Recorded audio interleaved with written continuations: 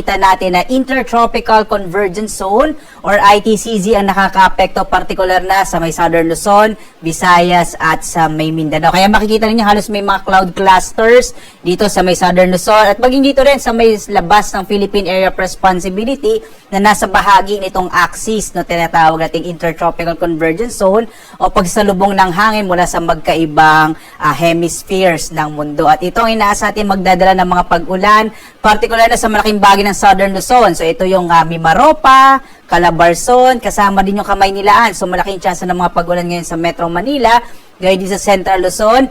Inaasahan din natin ang mga pag-ulan sa Western Visayas, kasama rin yung Negros Island region at ang lalawigan din ng Siquijor. Sa nalabing bahagi nating bansa, sa Mindanao, sa may Northern Luzon, sa Central Visayas at Eastern Visayas, mga isolated rain showers and thunderstorms naman ang mararanasan.